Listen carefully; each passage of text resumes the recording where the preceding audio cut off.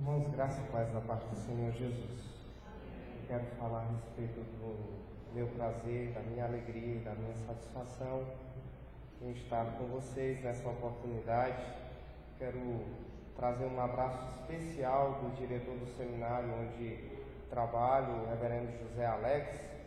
Trazer um abraço especial também do presidente da Junta Regional de Educação Teológica do Norte e Nordeste, reverendo Ronildo Freitas. Trazer um abraço também do presidente da Junta de Educação Teológica da nossa igreja, o reverendo Augusto Nicodemos Gomes Lopes. Então, todos abraçados em nome de Jesus. Prazer, pastor Misael, lhe ver por aqui. Grande satisfação. Queridos, sem maiores detalhes e saudações por conta do nosso tempo, mas certos de que os irmãos sabem da minha alegria em estar aqui. O meu tema nessa tarde é sobre a interpretação da Bíblia. E você sabe que essa é uma responsabilidade muito grande, não é? Eu vou ensinar vocês a interpretar a Bíblia. Já pensou se eu ensino errado? Então, à medida em que eu estiver ensinando aqui a vocês, por favor, estejam em espírito de oração, pedindo para que Deus possa nos abençoar à medida em que iremos trabalhar com a sua palavra. Porque você sabe que existem várias coisas que envolvem a interpretação das Escrituras. Eu penso que todo extremo ele é perigoso. Quem sabe você veio para cá e você talvez ainda esteja com aquela dúvida: será mesmo se existe necessidade de um estudo mais aprofundado de interpretação da Bíblia? Existem alguns extremos que precisam ser evitados quando nós fazemos essa pergunta. Existe mesmo necessidade de um estudo mais aprofundado de interpretação da Bíblia? Sem dúvida alguma, o primeiro extremo que deve ser evitado é subestimar a necessidade de um estudo desse tipo. Talvez você esteja dizendo assim: pastor, ninguém nunca me ensinou uma série de regrinhas para me ler revista em quadrinhos, e agora o senhor vem a querer me ensinar a como ler as Escrituras, a como ler a Bíblia. Existem uma série de dificuldades nesse sentido. A primeira dificuldade é que ler não significa entender. Você pode ler um texto e mesmo assim você não entender. Ademais, a Bíblia não é tão simples de ler como uma revista em quadrinhos. Vamos admitir isso. Outro extremo que nós devemos evitar é superestimar a sua dificuldade. Existem algumas pessoas que dizem assim: pastor, eu já tentei, eu já li, mas não consigo entender as Escrituras. A Bíblia, só quem consegue entender a Bíblia mesmo é pastor, ou quem fez seminário, quem fez curso de teologia. Mas essa posição também está errada. Porque se existe uma pessoa que sabe escrever bem e com excelência, esse é o Espírito Santo de Deus, que é o autor supremo das Escrituras. E a Bíblia ela atesta a si mesmo, não como algo misterioso, mas como revelação. O Salmo 19 diz que a palavra do Senhor, ela dá sabedoria a gente simples. De tal maneira que quando nós olhamos para a palavra de Deus, nós temos a certeza de que não apenas PhDs, não apenas doutores, mas toda a igreja, ela pode entender a mensagem das Escrituras, pelo menos no seu aspecto mais basilar, na sua mensagem central de salvação. E é isso que eu vou querer desafiar você nesta noite, é que você possa ter um entendimento correto das Escrituras. Meu tema é panorama histórico da interpretação reformada das Escrituras. O que eu pretendo fazer nesta tarde com você? A minha primeira intenção é trazer uma série de princípios ou regras de interpretação que são defendidos de forma histórica pela nossa própria igreja. Então vou dar esses princípios, são 6 princípios mais básicos. Você vai me desculpar porque eu não tenho como em 1h30 explicar detalhes por detalhes. E se der tempo depois eu vou trazer aqui, passar sobre a história e mostrar que aquilo que os reformadores fizeram e aquilo que nós fazemos nos dias de hoje, quando interpretamos a Escritura, não é algo novo, mas é algo que sempre existiu no curso da história do povo de Deus.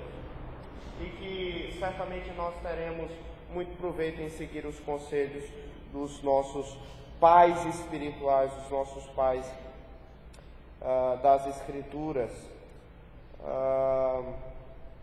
E depois eu vou fazer aqui algumas recomendações bibliográficas e abrir para algumas perguntas.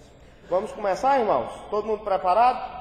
Vamos lá. Então, princípios reformados de interpretação. Vamos para o primeiro princípio, e aquele princípio que nós julgamos o mais importante de todos. O primeiro princípio é: a Bíblia se auto-interpreta. Essa é a primeira regra que nós temos que enfatizar. Se você for ler a Confissão de Fé de Westminster, que é o símbolo de fé da nossa igreja, você vai perceber que a Confissão de Fé de Westminster diz que essa é a regra infalível de interpretação. Essa é a regra infalível de interpretação.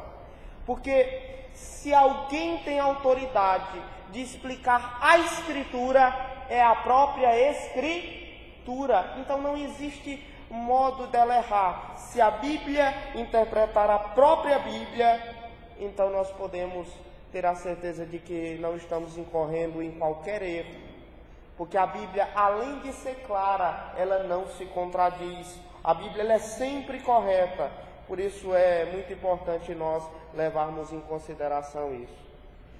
Existem várias razões. Quando eu digo que a Bíblia se auto-interpreta, eu levo em consideração o fato de que a Bíblia deve ser interpretada da forma mais simples e objetiva possível. E que as suas partes, existe uma unidade. Porque embora as Escrituras elas tenham sido escritas em épocas diferentes, em até línguas diferentes, em contextos diferentes e a públicos diferentes e em autores diferentes, o que garante a sua unidade é justamente o fator da inspiração, o fato que existe alguém, o Espírito Santo de Deus, que é o autor primeiro das Escrituras. E é esse o fato que eu trago à luz aqui para os irmãos nesse momento. Então, como é que você aplica essa regra? Você aplica essa regra fazendo paralelos, certo? Você pode fazer um paralelos de fatos, ou seja, em narrativas. Se você não entende uma narrativa, qual é o propósito dela, você procura alguma outra narrativa que tenha características semelhantes àquela. Se você está tratando de um discurso, ou seja, quem sabe de uma epístola, e aí você vai procurar então outra epístola, procurando uma ideia que seja semelhante, que possa explicar aquela passagem que você não entendeu. E através disso você vai conseguir fazer com que esse princípio vala. Eu não tenho como dar muitos exemplos. Eu quero dar só um exemplo disso aqui. Eu quero pedir para você abrir sua Bíblia em Tiago no capítulo 2. Por favor. Um exemplo que pode nos ajudar na aplicação disso aqui. Tiago no capítulo 2, versículo 24. Leia comigo, Tiago 2:24, por favor. Leiamos a uma só voz. Verificais que uma pessoa é e não por fé somente. Agora leia com força, vai lá. Verificais que uma pessoa é. Muito bem, agora você vai para a carta de Paulo à igreja de Roma. Vou lá no capítulo 3, versículo 28. Romanos 3, 28.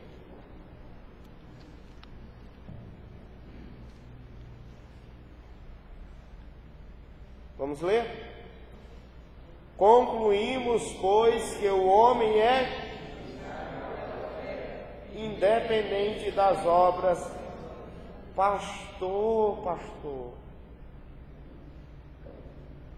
Pastor, quem é que está certo?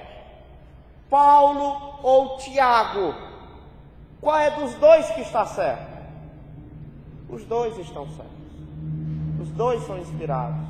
Os dois são movidos pelo Espírito Santo de Deus. Os dois têm autoridade. A questão que está em volta aqui, nessa aparente contradição, ela é elucidada à medida que você vê o contexto de ambas as epístolas. As Escrituras, elas falam como um todo. Elas falam como um todo que o homem, ele é justificado pela graça de Deus, mediante a fé em Cristo Jesus. Esse é o testemunho inequívoco das Escrituras. É sobressalente isso. Quando o apóstolo Paulo, ele escreve na sua epístola aos Romanos que o homem é justificado pela fé, independente das obras da lei, ele está querendo combater um erro que estava havendo naquela igreja, naquele exato momento, dentro daquele contexto. O que havia dentro da igreja de Roma naquele momento eram pessoas que diziam que para uma pessoa ser salva era necessário observar as obras da lei. Ele teve que guardar a lei. E o apóstolo Paulo vai dizer, não é bem assim. Porque se a salvação fosse por obras, todos nós estaríamos condenados. Porque todos nós somos pecadores. Entende? O apóstolo Tiago, ele vai combater o outro extremo disso. Ele vai combater aquela ideia de que algumas pessoas que estavam dentro da igreja diziam, eu sou crente. Eu sou crente, eu tenho fé e eu sou da igreja do pastor Osiel. Mas o que é que aconteceu? Essa pessoa, as obras dela não testemunhavam que ela era crente. Por exemplo, ela comprava e não pagava, ela vivia para falar mal da vida alheia, ela tinha um péssimo testemunho, traía o marido, traía a esposa. Pode uma pessoa ser crente desse jeito? Pode haver uma atuação do Espírito Santo desse jeito? O apóstolo Tiago vai dizer que não. Olha, você tem todo o direito do mundo a dizer que é crente. Mas você vai mostrar para mim que você é um crente através do seu testemunho de fé, do seu testemunho de vida. Não basta apenas você dizer que é crente da boca para fora. Você está entendendo? A Bíblia, ela se auto-interpreta. Essa é a principal regra de interpretação das Escrituras. Ela é a principal porque ela é infalível, mas também ela é principal porque todas as demais regras vêm dela. E aqui eu passo para a segunda regra de interpretação, sem mais tardar, porque a gente tem que correr mesmo. Você tem que interpretar a Bíblia de acordo com o gênero literário do texto em apreço. Isso é sobremodo importante, porque todo texto é escrito em um estilo literário próprio, é escrito de um modo próprio. Por exemplo, você tem uma forma própria, digamos, de escrever uma receita de bolo, não tem? Não tem? É mais ou menos, não segue uma forma? Você tem mais ou menos uma forma de uma receita médica, não existe mais ou menos uma forma? Não existe mais ou menos uma estrutura? Todo texto, ele tem uma estratégia de escrita e de leitura. Você lê um texto pensando de acordo com como ele foi escrito, na intenção do seu autor original. Está entendendo?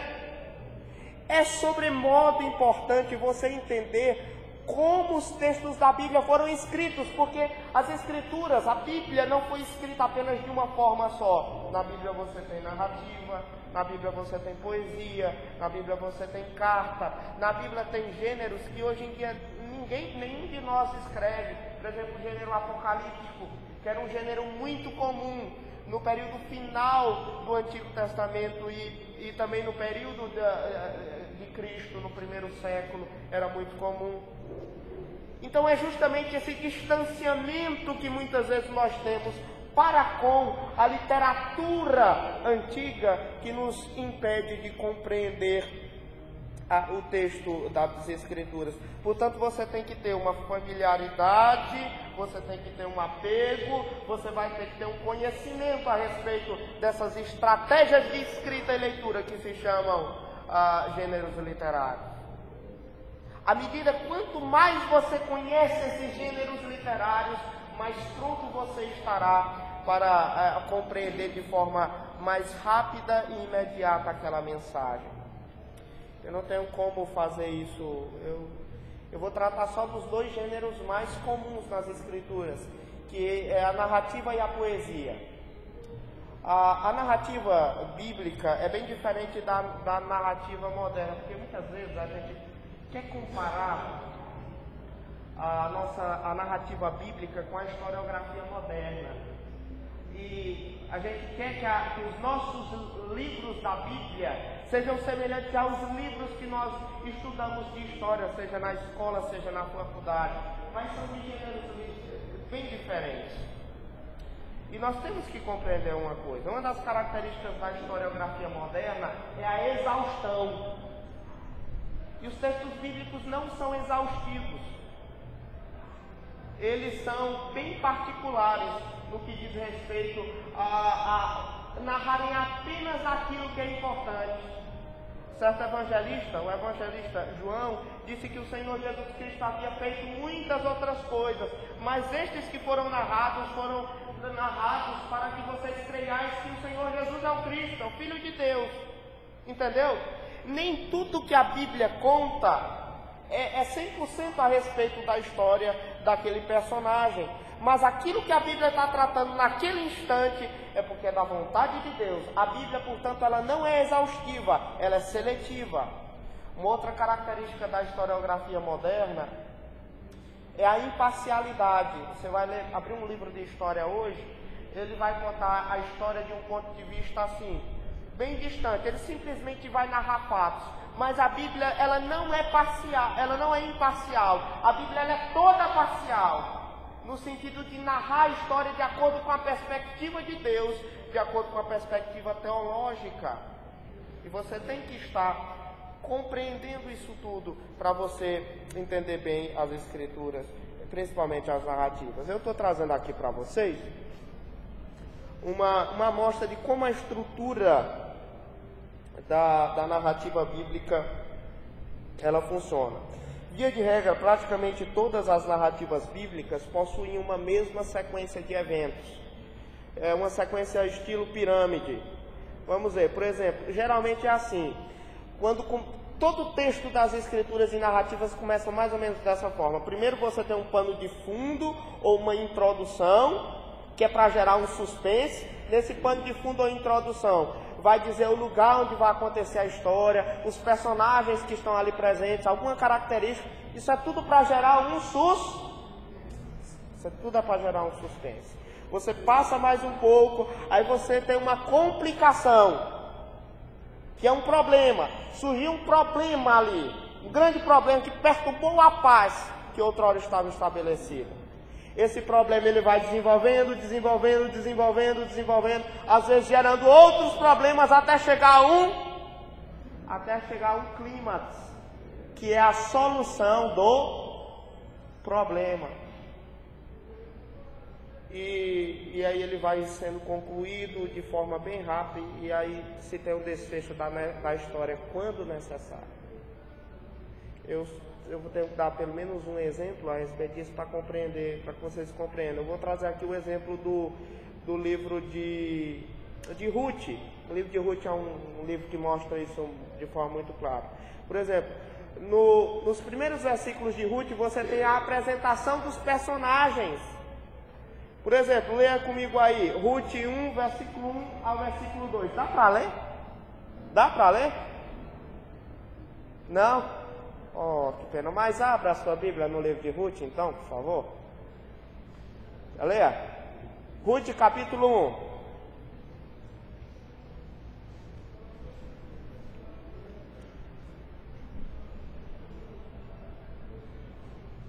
Ruth, capítulo 1.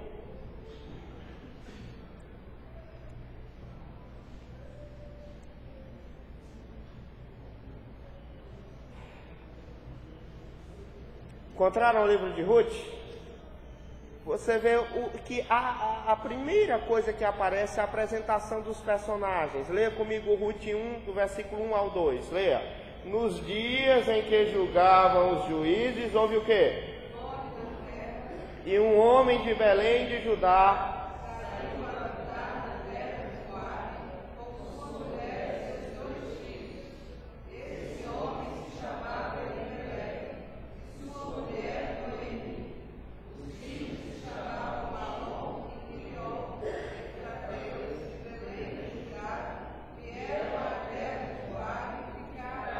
apresentou os personagens, não apresentou? Disse quem era, o nome deles, disseram onde moravam, não é? Não apresentou o cenário direitinho, não é?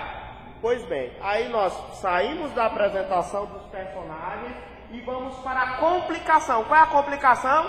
É a morte de Elimeleque, de Malom e Quilion. É esse que começa, é esse ponto específico da história que começa a trazer a problemática toda, a gerar o suspense, o enredo da história.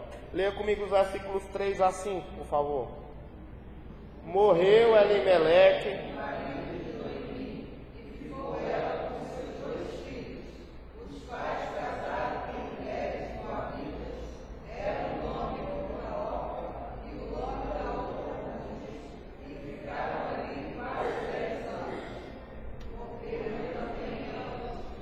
Malom, Quilion, ficando assim.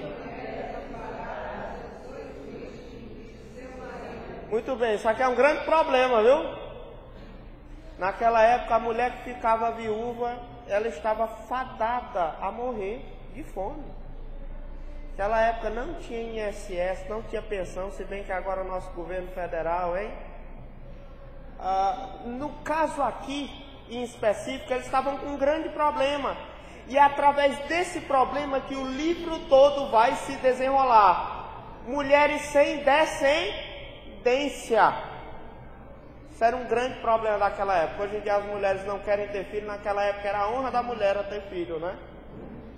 Pois bem, esse problema vai se desenrolar, até chegar ao clímax, que é a resolução do problema. Qual é a resolução do problema? É o casamento de Ruth e Boaz. E aí nós temos o Ruth 4, versículo 9 a 10. Leia comigo. Ruth 4, versículo 9 a 10. Leia comigo. Então, Boaz...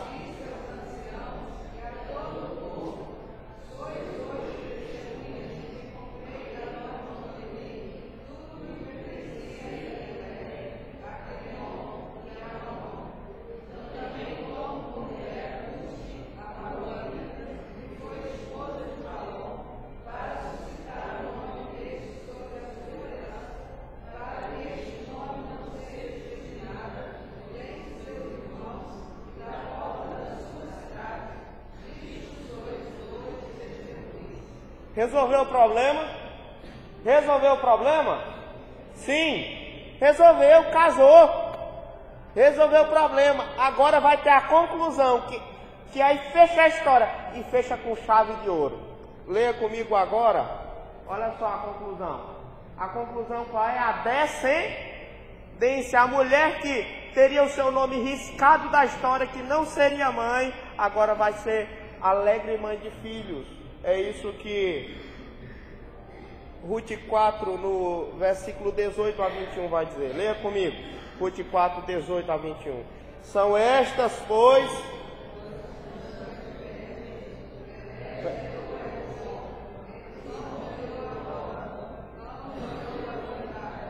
Aminadab gerou a Naasson, Naasson gerou a Salmão, Salmão gerou a Boaz, Boaz gerou a Obed, e Obed gerou a Jessé, e Jessé... Eita, rapaz, olha só. Ruth, aquela mulher que estava destinada à humilhação de não ter filhos, ela agora vai ser progenitora do grande rei Davi. Ela fará parte da descendência de Cristo. Você entendeu então como é a estrutura? A estrutura então é simples. Você vai ter o suspense inicial e a apresentação dos personagens, depois você vai ter uma você vai ter uma complicação, um problema, você vai ver que esse problema ele vai se desenvolver, até chegar a um clímax, que a resolução desse problema, então, vai concluir a história, um desfecho final, quando necessário for. Esse é o caso do livro de Ruth que nós acabamos de ver. Entendido? Vamos voltar para o nosso quadro. Vamos pensar aqui agora no outro gênero literário que nós vamos abordar, que é o mais comum nas escrituras, que é o gênero poético. O gênero poético, meus irmãos, sem dúvida alguma é muito diferente da poesia. A poesia bíblica é muito diferente da poesia contemporânea ocidental que nós temos. A nossa poesia ela é caracterizada por duas coisas. Ela é caracterizada pela rima, não é? Nós temos que ter rima, né, na nossa poesia. E pela métrica. São as duas coisas que são mais marcantes na nossa poesia, são a rima e a métrica. A poesia bíblica, ela não se importa muito com esses dois fatores. Pelo menos não se deixa transparecer. Na Bíblia existem duas características próprias que você tem que entender para você compreender bem o texto. São elas, a questão do paralelismo e a segunda coisa é o uso das imagens. Você tem que entender como os autores das escrituras, eles usavam paralelismo na poesia e o uso das imagens. O paralelismo, como é que eu posso dizer para você? O que é um paralelismo? Paralelismo é uma estrutura de frases, certo? Em que uma linha está em paralela com a anterior ou com a posterior, entendeu? Então, existe uma correlação de significados paralelos entre esses textos. Eu acho que um exemplo pode ajudar. Existem 3 tipos de paralelismo. O primeiro paralelismo que nós podemos identificar é aquele que chamamos de paralelismo sinonímico. Abra um texto da sua Bíblia, por favor, no Salmo 2. A gente dá uma olhada aqui.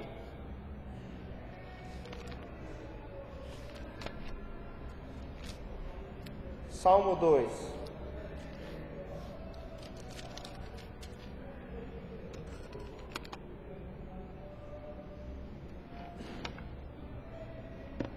Vamos ler do versículo 1 ao versículo 4. Você vai ver aqui várias linhas paralelas.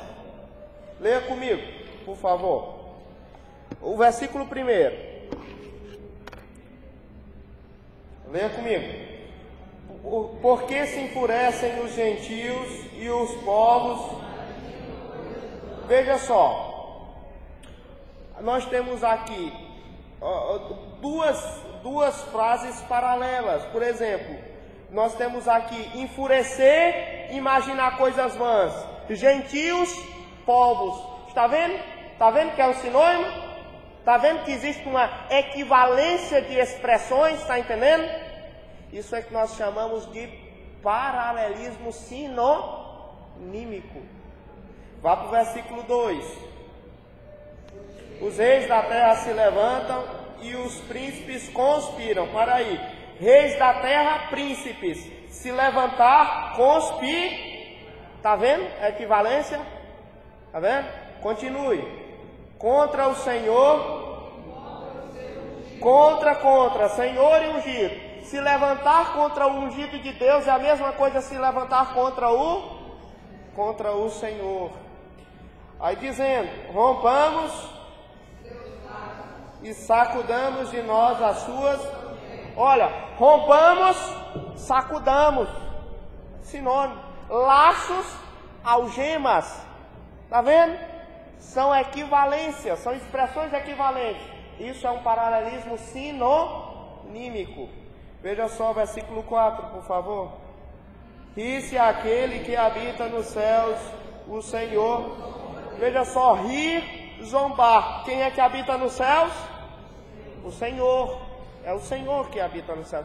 Então, vamos parar por aqui para você perceber que essa é uma estrutura própria da poesia hebraica, que é o paralelismo. Mas existem outros paralelismos, não apenas o paralelismo sinônimo. Existe um outro paralelismo, que é um paralelismo chamado, é um paralelismo antitético. Porque enquanto o paralelismo sinonímico ele vai enfatizar essa equivalência de expressões, o paralelismo antitético ele vai mostrar uma espécie de paradoxo. Ele vai mostrar na segunda frase o contraste da primeira, o outro lado da moeda. Então está falando a respeito da mesma coisa, só que está enfatizando um contraponto. Vamos ler aí o Salmo 1, por favor. Salmo 1, versículo 6. Tem um exemplo aí. Leia comigo. Pois o Senhor...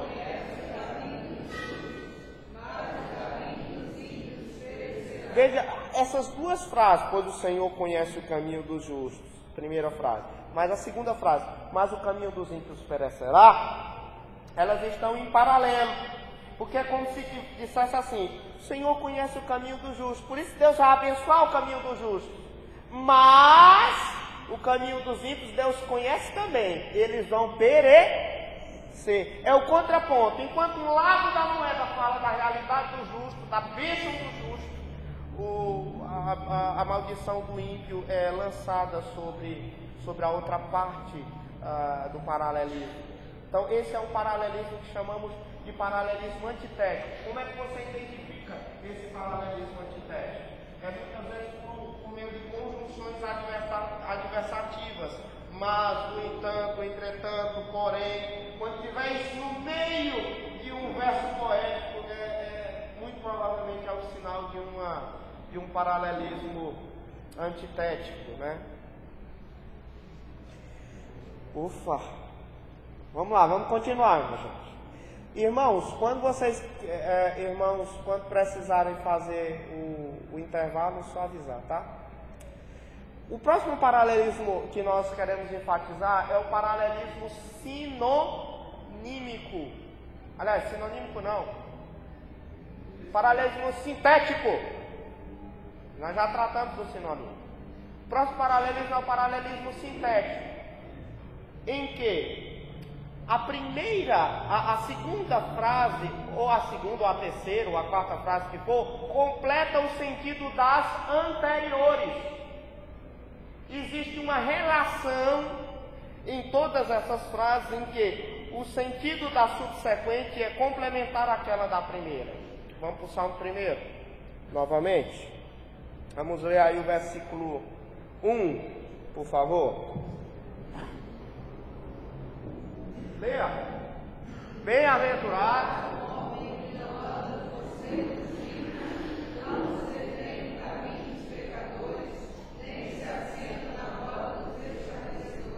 Vamos fazer a frase um pouquinho agora. Bem-aventurado o homem que não anda. Ó, veja que eu estou andando. Bem-aventurado o homem que não anda, não se detém e nem se assenta. Você está vendo como uma linha, uma frase está puxando a outra? Está entendendo? Então você, quando vê esta poesia, você tem que procurar ler ela na sua inteireza, para você entender a ideia. Então essas são as três classes principais de paralelismo que nós encontramos nas Escrituras. E que nós temos que ter o mínimo de conhecimento dela para a gente ter um entendimento mais razoável do texto. Não é que você não tendo conhecimento disso aqui, você não vai ser edificado com a Bíblia, não é nada disso. Mas que você, através do conhecimento desses padrões, você tem um entendimento muito mais claro e lúcido do texto. Então, eu vou parar por aqui nessa questão dos gêneros literários, mas existem inúmeras vantagens de você compreender o gênero literário das Escrituras, sem dúvida nenhuma. Terceira regra de interpretação que eu quero chamar a sua atenção é analisar o contexto literário imediato.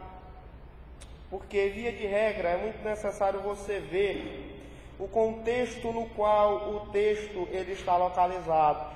Diz um jargão evangélico que texto fora de contexto é pretexto para heresia, não é? Pois bem, você tem que buscar compreender o que vem imediatamente antes e o que é que vem imediatamente depois do texto. Eu não sei quantos de vocês já tiveram a dura experiência de serem presenciados no meio de uma conversa, uma pessoa chegar no meio de uma conversa e sair antes da conversa terminar. A pessoa ela pode tirar qualquer conclusão a respeito daquela conversa, e geralmente é uma conclusão negativa. É justamente o que acontece nas Escrituras muitas vezes, quando ela é lida de forma fragmentada, quando ela é lida sem levar em consideração o todo. Via de regra, o versículo que você está apreciando, ela faz parte de uma estrutura maior, de um parágrafo maior, se for o caso de um texto narrativo. Se for uma poesia, faz parte de uma estrofe, que faz parte, por sua vez, de um capítulo maior, que faz parte de um livro maior. De tal maneira que você não pode necessariamente pegar um texto isolado e retirar ele fora do seu contexto.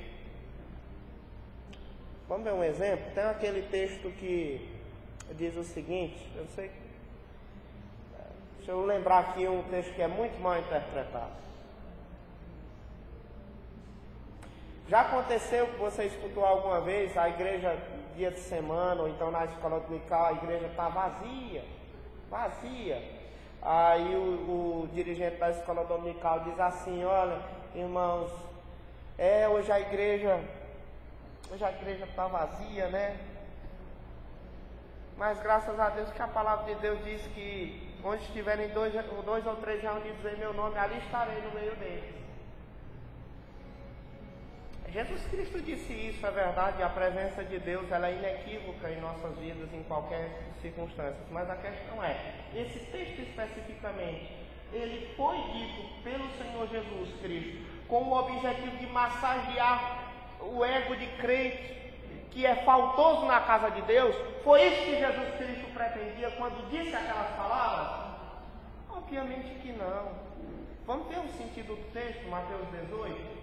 Vamos tentar compreender como era que o Senhor Jesus Cristo dizia aquele texto. Mateus 18, por favor.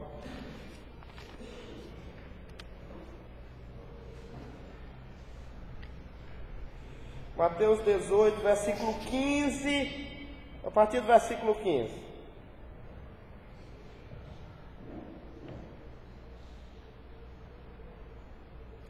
Você tem o versículo 20, ó, lá no versículo 20, Mateus 18, 20, tem o texto, né?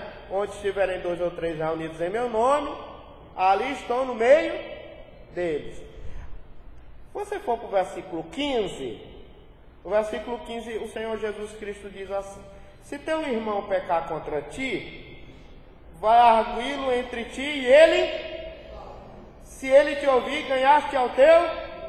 Você já percebe que o contexto com o qual o Senhor Jesus Cristo está tratando aqui não é contexto de culto, não é contexto de ajuntamento solene.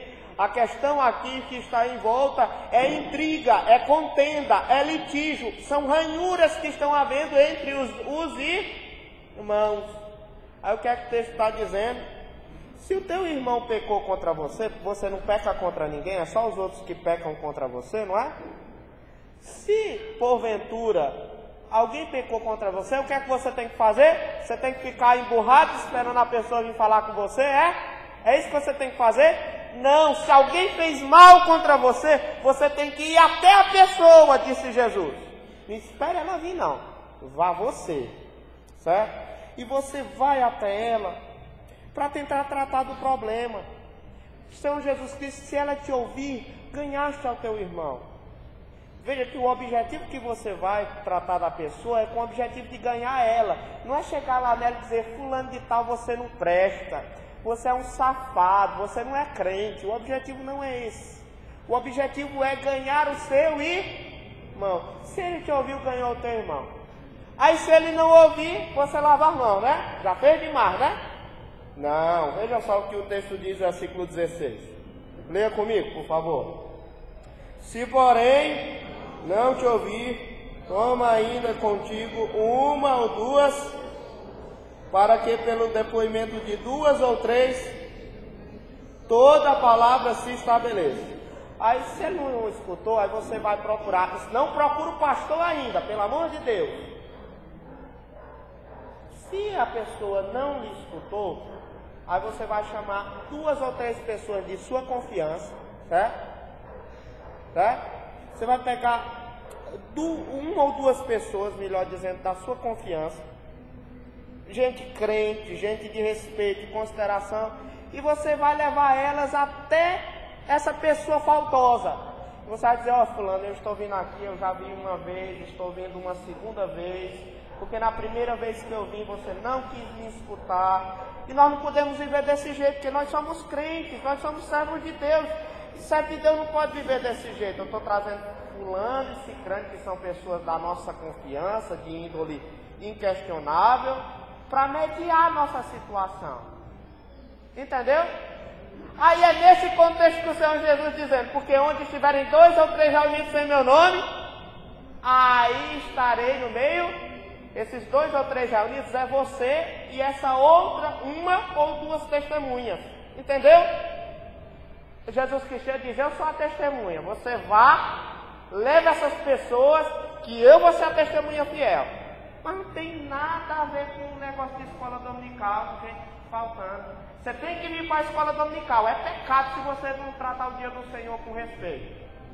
Mas esse texto não está falando necessariamente de ajuntamento solene de cultos. Você está entendendo? Você está entendendo? Então a regra de interpretação é: analise imediatamente o que vem imediatamente antes e o que vem imediatamente depois. Entendido? Compreendido? Certo, Carlos? Muito bem. Para a 4ª regra de interpretação, você tem que analisar o contexto histórico da passagem, certo? Isso é muito importante, porque a sensação de muitos de nós, quando adentramos as páginas das Escrituras por meio da leitura, é que nós estamos se sentindo em um mundo alienígena, porque os costumes são muito diferentes, as pessoas são diferentes, as roupas são diferentes, as coisas são totalmente diferentes ali. Então nós temos que tentar entender como era que as pessoas viviam naquele período e quais eram as razões que estavam envoltas ao texto bíblico naquele período. E tem tanto exemplo para dar aqui, mas eu só posso dar um, né? Pensar aqui em um bom. Você conhece o livro do profeta Jonas, não conhece? Quantas vezes a gente achou que Jonas era um camarada desobediente, era uma pessoa... Ele foi desobediente, de fato. Mas quantos de nós achávamos que Jonas era um crente fraco, era um crente desprezível, era uma pessoa desobediente, era uma pessoa insensível, pessoa de coração duro? Meu amigo, é porque você não sabe ainda o contexto que Jonas estava. Jonas, ele foi desobediente e tudo mais, mas se você soubesse o contexto que ele estava, era um contexto terrível. O Senhor Deus havia chamado ele para pregar em um lugar chamado Nínive. A Nínive é a capital de que estado? Naquela época? Da Assíria, que era a grande potência que estava naquele momento sendo levantada no mundo daquela época. E o povo de Israel era o próximo alvo. Jonas, ele resolveu sair da presença do Senhor e ir para Tarsis. Ele pegou um navio para ir para Tarsis. Fica atualmente naquilo que nós chamamos de Península Ibérica, que é ali entre Portugal e Espanha. Jonas estava indo para o fim do mundo conhecido da sua época. Se ele quisesse ir para Tarsis, ele não precisava nem pegar de barco, ele ia de pé mesmo, ou então de jumentinho. Mas ele pegou o barco para fugir da presença de Deus. Mas sabe por que ele estava com medo de ir para lá? Que o povo da Síria era um povo profundamente sanguinário, era um povo truculento, era um povo armígero, era um povo altamente violento. me permitam contar alguma das suas barbaridades. Meu irmão, diga seu nome. Você. Israel. Israel é o seguinte: se você fosse um judeu, você fosse para o campo da batalha e os assírios lhe pegassem, eles iam fazer alguma coisa por você. Não é coisa boa, não. Eles podiam, por exemplo, lhe pegar e lhe amarrar os seus membros, certo? E eles iam lhe descamar, ou seja, eles iam começar a pegar aqui na ponta do seu pé, pegar a sua pé, e você vivo, e lhe descamando até ao final. Que tal? Se eles pegassem você e na sua cidade eles estivessem com muita pressa de ir embora, eles iam levar você lá para o alto da fortaleza, pegar a lança deles, deixar a lança ereta assim e lhe jogar sobre aquela lança através do orifício anal. Você vive. Era ruim ou não era esse pessoal?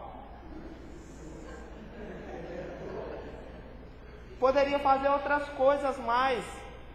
Se pegassem alguma pessoa da sua família do sexo feminino, eles iriam abusar dessa pessoa horas e horas, e antes de matá-la, iria colocar objetos dos mais terríveis possíveis dentro do aparelho sexual dela, e como escorpiões ou coisa desse tipo, e depois iriam costurar. Terrível, não é? Aí Deus está dizendo: Senhor, o Senhor já mandou, Jonas está dizendo: o Senhor já matou tanto povo aí, já destruiu tanto povo sem mandar aviso prévio. O Senhor está me mandando aviso prévio para quê? Para esse povo tão mal? Aí a gente vai entender. Jonas depois ele vai dizer, né: Senhor, eu não queria ir porque eu sabia que o Senhor é um Deus compassivo, longânimo, tardio em irar. Porque se o povo lá de Nínive se convertesse, Deus ia ter misericórdia. O centro do livro de Jonas é: a salvação pertence ao Senhor e não a nós. A gente tem que pregar até para os nossos inimigos, para eles se converterem, sabe? E aí Israel fazia 200 anos que os profetas estavam pregando, Israel continuava impenitente, seguindo os seus próprios rumos e seus próprios caminhos. Aí Jonas pensou: o que é que tu farás, Senhor, com Israel impenitente e com a Síria convertida? Aí ele pensou: Deus vai usar a Síria para disciplinar o povo de Israel. E não foi isso que aconteceu? Pouco mais de 10 anos depois, a Síria veio e arrastou Israel, destruiu Israel. E foi isso mesmo. Está entendendo? Jonas, ele foi desobediente a Deus? Foi. Mas é porque ele tinha razões humanamente falando. Não, ele foi desobediente a Deus, mas existiam humanamente razões suficientes para ele ter medo, pelo menos, daquela situação toda. Certo? Então, me sinalizando ali que a gente tem um coffee break agora, eu vou pedir para nosso coffee break ser o mais rápido possível, porque eu tenho um monte de coisa para falar ainda para vocês, tá bom? Vamos lá?